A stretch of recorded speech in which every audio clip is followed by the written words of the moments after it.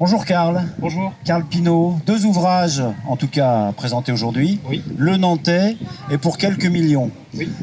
Quel est le dernier ou le plus récent? Pour quelques millions. C'est le dernier. C'est le dernier. Ouais. D'accord. Alors, de quoi s'agit-il? Du roman policier, ok. Mais pas que. Mais pas que. C'est marqué sur les deux. Absolument. Qu'est-ce que ça a de plus? Ça fait partie d'une collection qui est la collection de la Joanie. Et en fait, les policiers, mais pas que, parce qu'à chaque fois, ils nous apportent quelque chose de plus que l'intrigue. D'accord. Dans le Nantais, qui fait partie d'une trilogie, l'Arménien, le Sicilien, le Nantais, c'est 3 photos de notre société, de Nantes et de l'évolution de la délinquance, les années 80, les années 90 et les années 2000. Donc Okay. on a une histoire à chaque fois, des personnages différents, certains reviennent, mais on va retrouver ce qu'était la folie des années 80, les radios libres, les gens fument encore dans les discothèques, les années 90, années de crise, l'arrivée des mafias des pays de l'Est, et puis les émeutes de banlieue dans les années 2000. Donc à chaque fois comme ça, on a une photo de notre société, donc policier mais pas que. D'accord. C'est pas que joyeux non plus. Ben non, c'est du polar. Donc c'est sombre. Il n'y a, pas de polar joyeux? Alors il y a des moments où on peut s'amuser, il y a des moments où les protagonistes ont de l'autodérision, un peu de cynisme, mais ça reste quand même du polar sombre.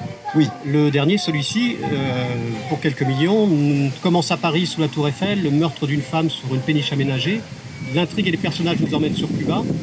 À Cuba, il y a des moments sympas parce que les gens vivent là-bas, ils sont quand même festifs. Et en même temps, il y a l'âpreté de la vie. Qu'est-ce que c'est que de vivre à Cuba dans ce pays sous totalitarisme et sous Aussi embargo. coloré que violent. Exactement. Ouais, tout à fait. Et pour quelques millions de quoi? Pour quelques millions, qu'est-ce que les hommes sont capables de faire pour quelques millions? On parle C'est de... ça, et on parle de détournement de fonds, on parle de financement illégaux de partis politiques, et on parle du Panama Papers, et de tout cet argent qui dilapide pour des causes finalement assez... pour des égos, Oui. et alors qu'on pourrait faire tellement de choses dans le monde avec cet argent. C'est sûr. Donc le livre nous parle aussi de ça. C'est un peu utopiste. Non, je pense que c'est au contraire hyper réaliste, c'est-à-dire que... Non, mais ce que je veux dire, c'est que est-ce que c'est pas une cause perdue? Absolument, c'est une cause sans doute perdue, mais c'est bien de le montrer, l'état du monde d'aujourd'hui, parce que ça peut éveiller les consciences et de se dire, bah oui, finalement, tout cet argent perdu, on pourrait faire quelque chose de mieux avec. Ce serait quoi la solution? Moi, j'ai pas de solution. Un auteur, ça ne m'apporte pas de solution.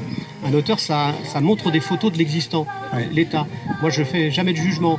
En fait, je montre comment est le monde, je montre comment étaient les années 80, les années 90, les années 2000, mais je dis pas il aurait fallu faire ci ou il aurait fallu faire ça. Je laisse ça au lecteur de se dire, bah oui, finalement, à ma hauteur, qu'est-ce que je peux faire pour changer le monde? Tout à fait. Et pareil pour celui-ci, pour quelques millions. Pour quelques millions, si ensemble on bougeait et on essayait de faire comprendre à tous ces financements politiques finalement très lourds qu'il y a beaucoup de choses à faire avec, ça se fait un peu, et ben on pourrait peut-être changer le monde ensemble, quoi. Oui, mais ils sont pas idiots, ils sont juste Je sais complètement pas dans s'ils l'ego. Voilà, c'est ça, absolument. Hein, c'est une intelligence Absolument. malveillante. Malveillante pas forcément, mais qui est aveuglée par l'ego. Ouais, d'accord, très bien. Et du coup, combien d'ouvrages à votre actif, cher 4. monsieur? 4? Ouais, celui-ci c'était le 4e. D'accord, donc c'est du roman, c'est de la fiction. C'est du roman, c'est de la fiction. On retrouve des personnages... Alors dans les 3 premiers, on retrouve l'inspecteur sur 3 enquêtes différentes. La trilogie. La trilogie. Il n'est pas toujours narrateur. Le premier, j'ai 2 narrateurs, un coiffeur voyou, très à l'image des années 80, et pour contrebalancer une femme psychiatre de 50 ans. C'est eux qui vont raconter l'histoire. Ok. Dans le deuxième, le Sicilien, c'est le principal suspect du meurtre qui raconte. C'est un gérant de discothèque et il y a eu le meurtre d'une jeune femme. Et c'est lui le principal suspect et en même temps, c'est lui qui va raconter l'histoire.